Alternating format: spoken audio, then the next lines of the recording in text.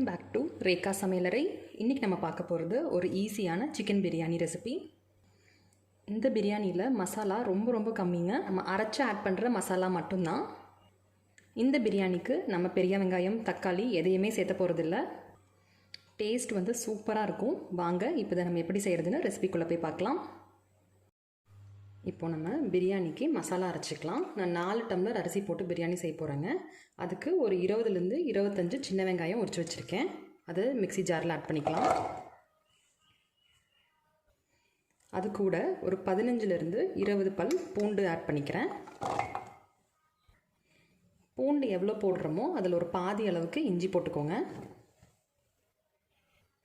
ஒரு 10லேருந்து 12 பச்சை மிளகா போட்டுக்கலாம். ஏலக்காய் ஒரு 6லேருந்து 7 போடுறேன்.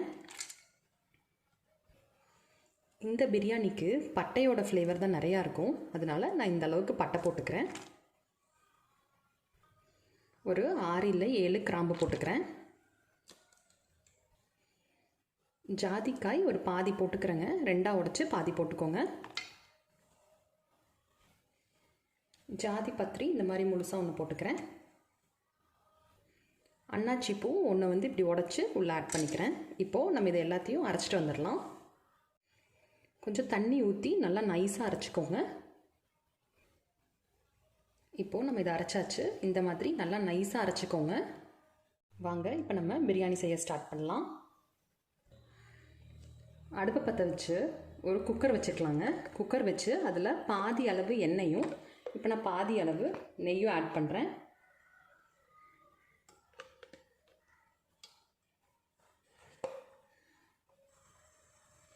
இது இப்போ நல்லா காயிட்டும். எண்ணெய் நல்லா காஞ்சிருச்சு. இப்போ நம்ம அரைச்சி வச்ச அந்த மசாலாவை உள்ளே ஆட் பண்ணலாம்.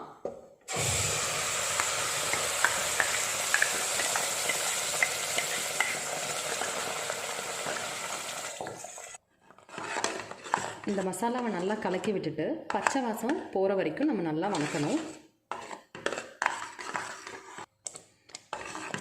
அடுப்பை மீடியம் ஃப்ளேம்லேயே வச்சுக்கோங்க, இல்லாட்டி இது ரொம்ப தெறிக்கும்.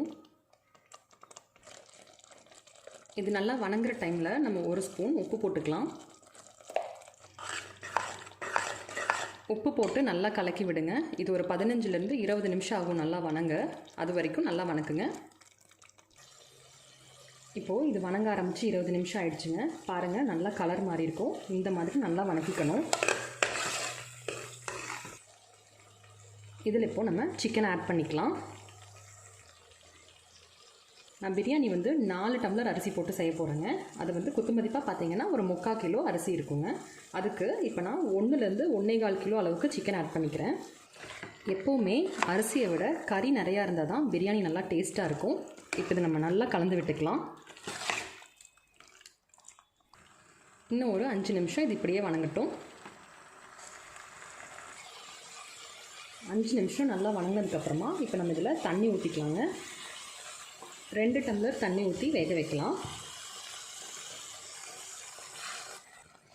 எந்த டம்ளரில் அரிசி அளக்குறீங்களோ அதே டம்ளரில் தண்ணி ஊற்றுங்க. இப்போ நான் ஒரு 2 டம்ளர் தண்ணி மட்டும் ஊற்றி இப்போ இதை நான் வேக வைக்க போகிறேன். குக்கரை மூடி வைக்கிறதுக்கு முன்னாடி நான் ஒரு 2 ஸ்பூன் தயிர் ஆட் பண்ணிக்கிறேன்.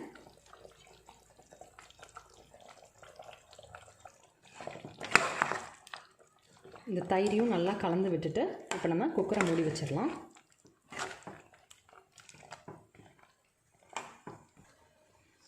இப்போ குக்கருக்கு வெயிட் போட்டாச்சு.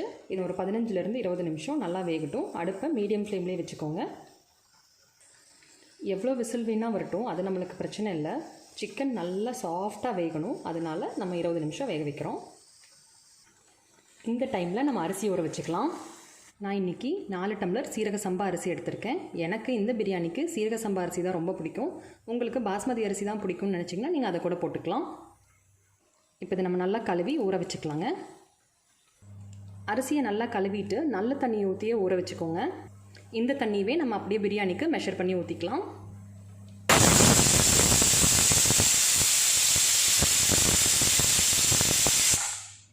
இப்போது இது 20 நிமிஷம் ஆயிடுச்சு. நான் இப்போ அடுப்பை ஆஃப் பண்ணி விட்டுறேன். இப்போது ஸ்டீம் ரிலீஸ் ஆகிடுச்சுங்க. நம்ம இப்போ பிரியாணி செய்ய அடுப்பை பற்ற வச்சு இந்த மாதிரி ஒரு பாத்திரம் வச்சுக்கலாம். அதில் நம்ம இப்போ வேக வச்ச அந்த சிக்கன் பீஸ் இருக்கு இல்லையா, அது அப்படியே அந்த மசாலாவோட உள்ளே போட்டுருங்க.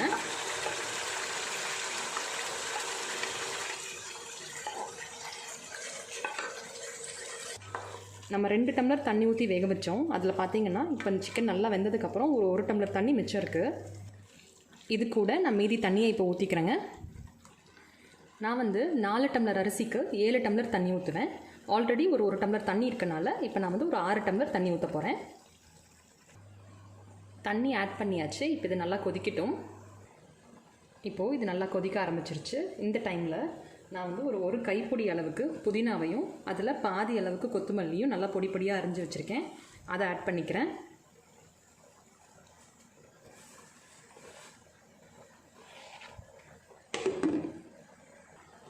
இது நல்லா கொதிக்கிற டைமில் நான் ஒரு அரை லெமனோட ஜூஸ் ஆட் பண்ணுறேன்.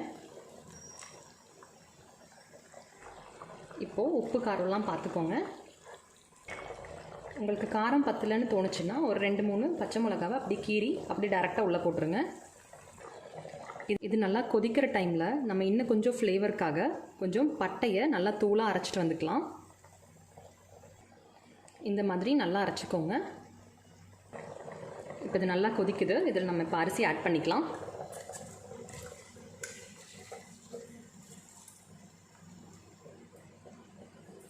அரிசியை ஆட் பண்ணோன்னே உப்பு சரி பார்த்து போட்டுக்கோங்க. இந்த பிரியாணியில் ஃப்ளேவருக்காக நம்ம நிறைய பட்டை தான் யூஸ் பண்ணுவோம்.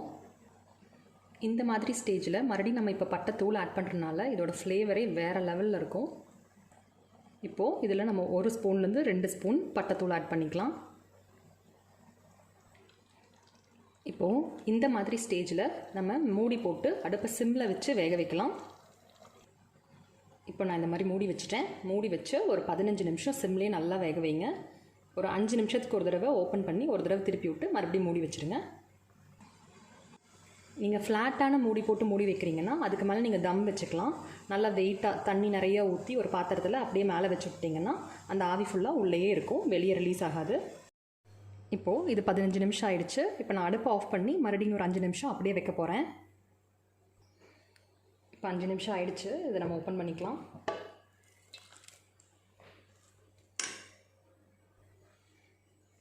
பாருங்கள், இப்போ சூப்பராக பிரியாணி ரெடி ஆகிடுச்சு. இது இப்படி மெதுவாக கிளறி கொடுத்துருங்க. கொஞ்சம் கூட அடி பிடிக்காது. கண்டிப்பாக நீங்களும் இது உங்கள் வீட்டில் ட்ரை பண்ணி பாருங்கள். ட்ரை பண்ணி பார்த்துட்டு எப்படி இருந்ததுன்னு எனக்கு கண்டிப்பாக கமெண்ட் செக்ஷனில் சொல்லுங்கள். என்னோடய ரெசிபீஸ் எல்லாம் உங்களுக்கு பிடிச்சிருந்தா என்னோடய சேனலை கண்டிப்பாக லைக் பண்ணுங்கள், ஷேர் பண்ணுங்கள் அண்ட் ஆல்சோ சப்ஸ்கிரைப் பண்ணிடுங்க. மறக்காமல் அந்த பெல் ஐக்கானையும் கிளிக் பண்ணிவிடுங்க. நன்றி, வணக்கம்.